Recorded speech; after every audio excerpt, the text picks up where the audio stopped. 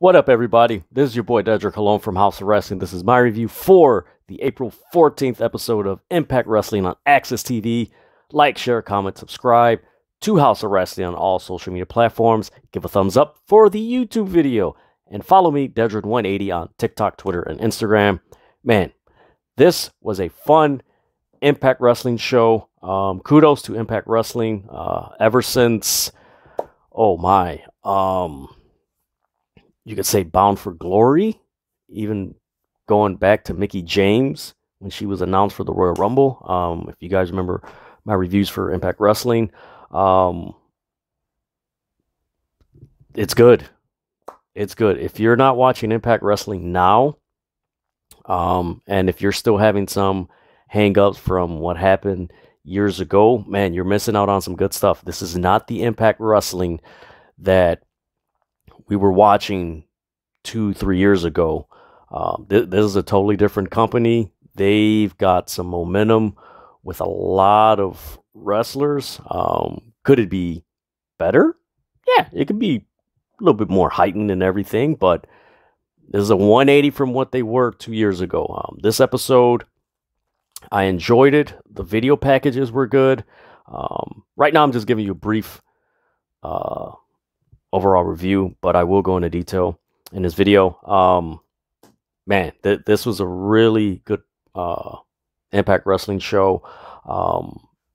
As this episode was going on and it was getting close to the end of the episode, I just kept on thinking, like, man, what would this show get if it was on a different network? And mind you, this isn't a shot at Anthem or AXS TV. It's just, you think about that because what I'm going to get into, and trust me, if you haven't seen Impact Wrestling, this episode, the April 14th episode of Impact Wrestling, please see it. You're going to have fun. You are going to have fun watching this episode. Wow. Trust me. It started off with a recap of Josh Alexander and his whole conflict with, bear with me, I had to drink some water. My throat's like dry right now. But you had Josh Alexander and his whole issue with Scott D'Amore wanting him to go home, and Moose going to his home and then attacking him, and just that whole thing. Very good video package. I do give Impact Wrestling credit. A lot of their, if not all their video packages are done very well. So you had that. Then you did not expect this. I was more anticipating Josh Alexander or Moose to come out.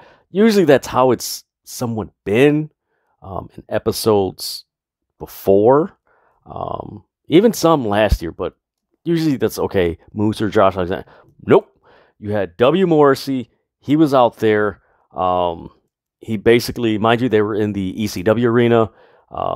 He was basically talking about how he was here on his terms. The last time he was here, he was taken out by ETMs. He was rock bottom, but now he stands clean, sober, the best shape of his life.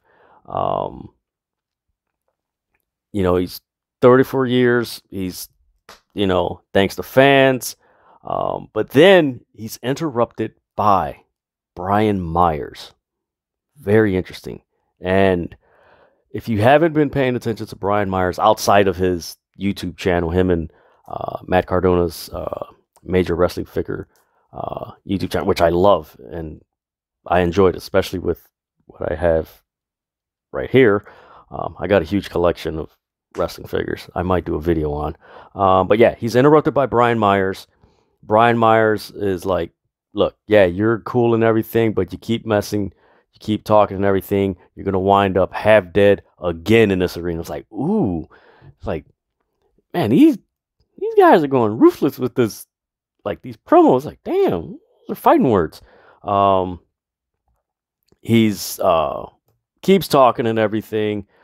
He tries to escape, and W.Morrisey has him cornered. And then out of nowhere, Chelsea Green attacks W.Morrisey. He turns around. He's looking at her, and Matt Cardona, the digital media champion, comes out, hits him. They get a table. Matt Cardona puts him through a table. You see Matt Cardona, Brian Myers, and Chelsea Green leave. They stand on the stage. They have their arms raised. Great opening segment. I've been saying it for a while that Matt Cardona should be the Impact Wrestling World Champion. Right now, he's the NWA Champion. That's the only thing. I don't know if there's some legal issues that they can't say or whatever the whole thing with NWA and Impact Wrestling is.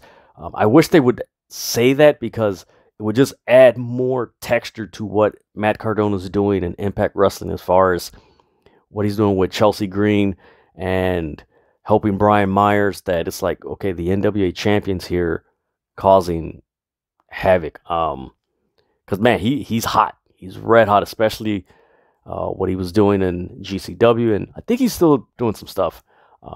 Then Chelsea Green, when she's like, they're hot. And like, what you want to do is you want to put your major title on the hottest wrestler in wrestling. And Matt Cardona is one of the hottest wrestlers in professional wrestling. And, you know, some people may disagree, but look, man, the guy was trending when he surprised Nick Gage at the GCW event. He was trending during a SmackDown. If you can do that, you deserve a world title. So from there, we get a match. It's the Deonna Purrazzo Open Challenge for the AAA Reina de Reigns Championship, Women's Championship, and the Ring of Honor World Championship, which is you could say the major Ring of Honor Women's Champion, because Mercedes Martinez is the interim champion. It's going to figure itself out. So she gets there. She's waiting who's going to challenge her. And we get Willow Nightingale. Yes, Willow Nightingale. Love this girl. She is a tremendous talent. If you don't know who she is, Google her. Watch her matches. She is a future superstar in professional wrestling. I hope AEW signs her and pushes her. Hopefully AEW fixes their women's division. Fingers crossed. But no, this was a really good match. Good showing. It was a great armbar reversal. That I believe Willow Nightingale did. And then, man, Deonna Purrazzo, she's bad. She's bad as in good. She power bombed Willow Nightingale from the top turnbuckle. Willow Nightingale's, you know, she's a thick girl. And Deonna Purrazzo just boom. I was like, whoa. With ease. It wasn't a struggle or anything. It was really, really well. And then we had it was a counter. So Willow Nightingale, towards the end of the match, Willow Nightingale tries to perform, hit a clothesline. Deonna Purrazzo ducks underneath and turns it into an armbar, and then she turns that armbar into a double armbar, which causes Willow Nightingale to tap. That's the match. Great match. We'll see where this goes with Deonna Purrazzo and the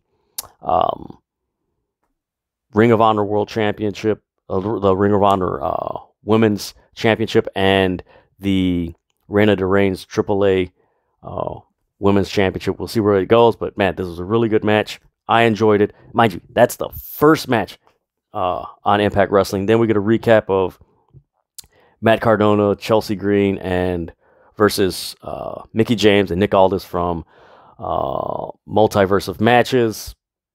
Pretty good package. Then we get a backstage segment of Mickie James. They're talking about, Multiverse of Matches. Chelsea Green. She's talking. Chelsea Green comes from behind her. They just start fighting. Then Matt Cardona comes, holds Mickie James, while Chelsea Green just starts wailing on her. Brian Myers comes in. So basically, at this point, this show is basically their Cardonas. Matt Cardona, Brian Myers, and Chelsea Green just beating the hell out of everybody. Then we get a backstage. We go to commercial, and then they come back from commercial, and then you get Tasha Steelz with Savannah Evans. She's talking about, she's on a run, as the Knockouts champion. Then the lights, you get the static and distortion and everything. Then you get Decay, and they're basically saying they're going to take what she has. That was it. It was a really cool segment. For me, it's not that I don't like Decay, but it feels like they've been there a very, very, very long time. For those of you who watch my Impact Wrestling reviews, Decay, really made a name for themselves during the Matt Hardy and Jeff Hardy deletion cinematic match, which actually was what started cinematic, which actually I wouldn't say started, which popularized cinematic matches in the last few years. So it just, mind you, that was in 2016. So it's like that's 6 years, and it just feels like it's the same thing. There might be some tweak or something. I don't know, but this was really cool. Let's see what happens between Rosemary and Tasha Steelz. I'm looking forward to that one. Then we get a match that was very well done. One of my favorite wrestlers, Jonathan Gresham versus Rocky Romero. Hell of a match. Watch this match. I love watching Jonathan Gresham wrestles. Man, it's going to be beautiful to watch him against Dalton Castle on Battle of the Belts this Saturday. That's going to be fun. But man, there was, of course, the Handshake of Honor between Rocky Romero and Jonathan Gresham. Of course, Chop Fest, pop, pop, pop, pop. It's actually, this has been the week of Chop Fest. From Raw to Samoa Joe and Suzuki to, actually NXT had, I believe, was it Cameron Grimes and Solo Siaki had some interaction. Forgive me. And now you had this. So this was, a continuation of Chop Fest, in professional wrestling. I liked how Jonathan Gresham, he cut off a clothesline from, it's hard for me to describe how Jonathan Gresham countered a lot of Rocky Romero's moves, because it was like another wrestler, it would be one move, and Jonathan Gresham, whether it was a clothesline or the guy running the ropes, for every one move another wrestler would do, Jonathan Gresham was doing 2.5 moves, and then do 2 moves on top of you just have to watch this match. There was a dope Hurricane Rana on the outside that Rocky Romero performed on Jonathan Gresham. Jumped on the stairs, jumped on a boom. Very well done. Then, man, Jonathan Gresham jumped. So he dove through the ropes, threw Rocky Romero through the ropes, jumped, literally just jumped like a cat on the apron, jumped on the ropes. Then he did a hip toss and turned it into a submission, which that's how the match ended. Rocky Romero tapped, so Jonathan Gresham won. You got to watch that match. It was fun, very well done. Actually, I didn't tweet this out, but one thing about this whole Impact Wrestling show, the crowd was great. There wasn't no quiet. This crowd was really into everything in this match. This was one of the best Impact Wrestling shows throughout the year so far. Then we get a recap of Josh Alexander and his journey going to Rebellion. Then we get a backstage segment with Mike Bailey and Ace Austin. Of course, Ace Austin brings up how Mad Max Fulton is not going to be there with him because Josh Alexander literally messed up his ankle. We don't know if it's real or not. I don't know. And Mike Bailey's like, yeah, it's going to be us against Trae Young, and Ace Austin's like, yeah, it's going to be me and you against Trae Young, and Mike Bailey's like, yeah, I know what you're thinking, and walks away. So that's just building up for the X Division match between Mike Bailey, Ace Austin, and Trey Miguel. That should be fun. Looking forward to that. Then we get Steve Maclin versus Alex Shelley. Um, Pretty decent match. Not too boring. Not boring or anything. Um, it was just a really solid match. Shelley won with his famous shell shock. Steve Macklin, another solid match. What's crazy about watching Steve Macklin Impact Wrestling. I I I didn't see too much of Steve Macklin in NXT. I did see him when they brought him up with who's Baron Corbin, like his cronies or something like that. He had his beard shaved and everything. But man, like watching his work, it's like this guy's a solid wrestler. Like WWE could use this guy on like Raw or SmackDown right now. Like, dude's pretty solid. Like, I don't know what the hell they were thinking, just getting rid of him. Like, don't make sense to me. But yeah, this was a pretty solid match. Nothing too flash or anything. It was just, man, good solid match on a solid show. A fluid show is great. Then from there we get a backstage video with Madison Rayne. Actually, it's a video package of what happened earlier before the bell. The pre-show that they have before Impact Wrestling. Madison Rayne and Jessica McKay and that whole interaction. And then we get a backstage segment of Madison Rayne talking to Giselle Shaw. Basically, Giselle Shaw is like antagonizing her and talking about how they fired Caleb and, are they really going to hold the titles and are they distracted? And that was basically it. Nothing, I think what was great about the show was that none of these segments were too long and everything just got to the point. It was just to the point. It was a fun backstage segment, just to the point. Then you get a recap of Moose cashing in on Josh Alexander at Bound for Glory. That whole recap, really good, very good recap. Then the highlight of this show. Whoever thought of this, Scott D'Amore, I commend you.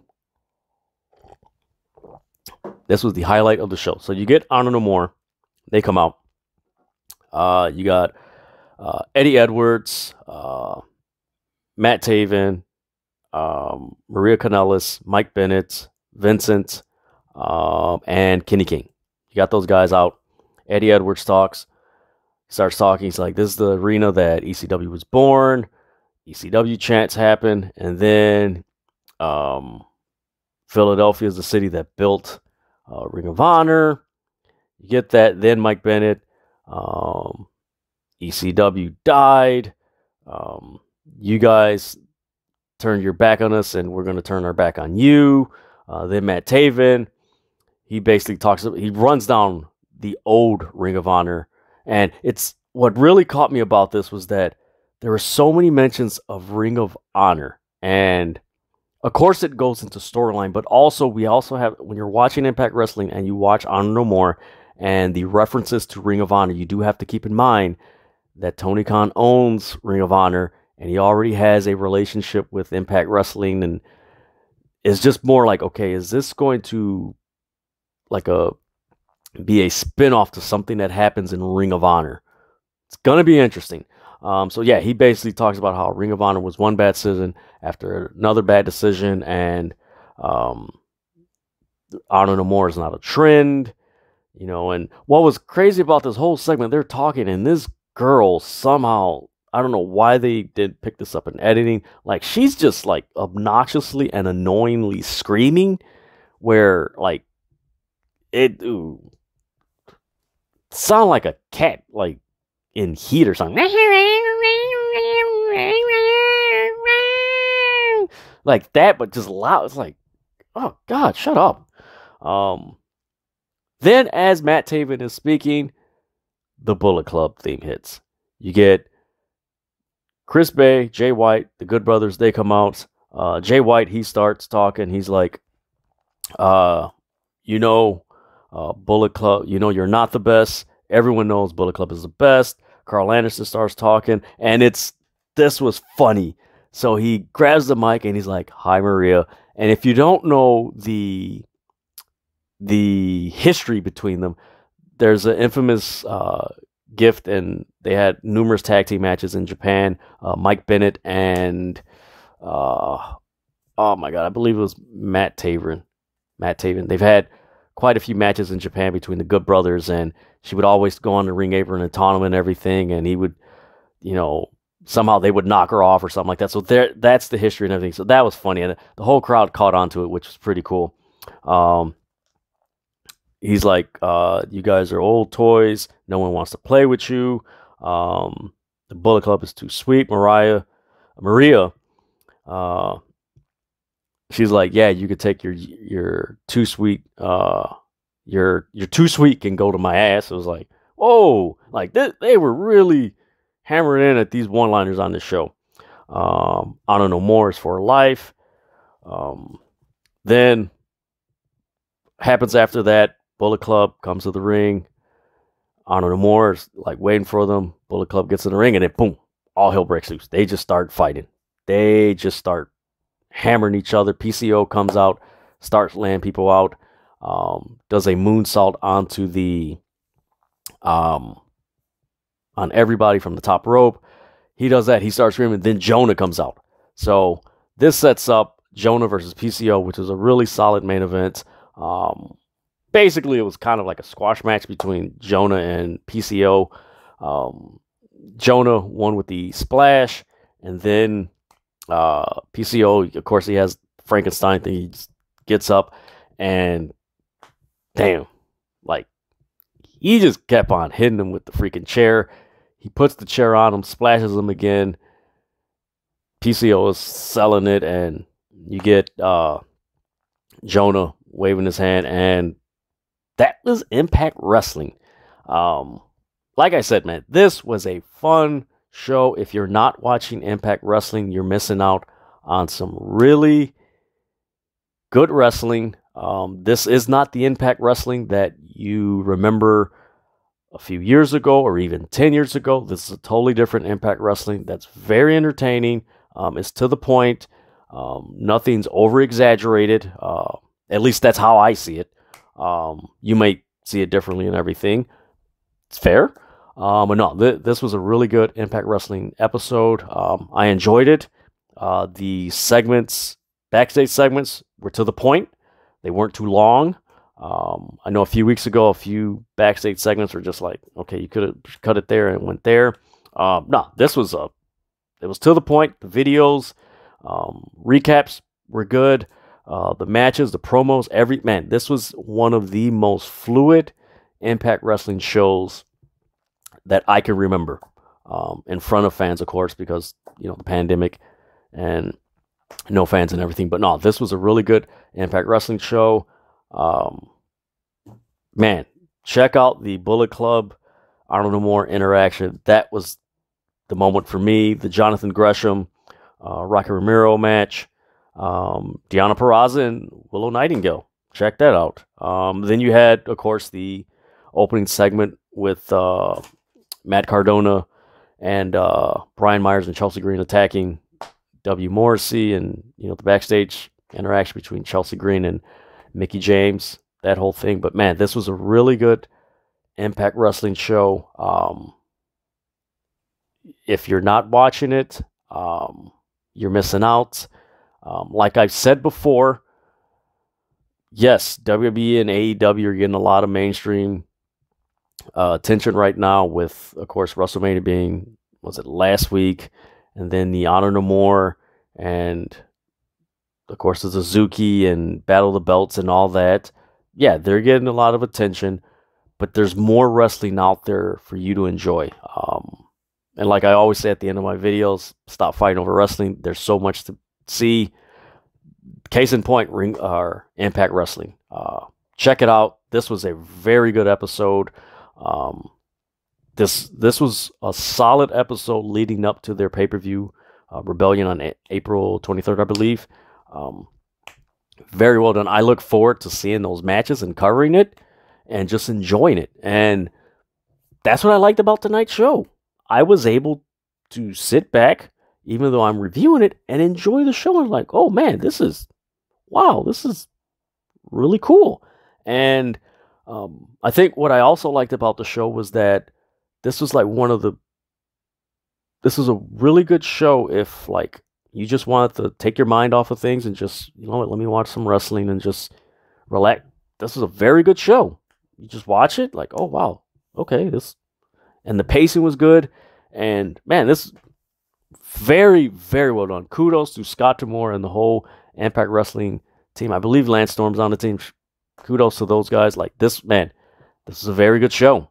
And again, if you're not watching Impact Wrestling, you're missing out on some very good stories unfolding, a lot of talent that's being showcased there.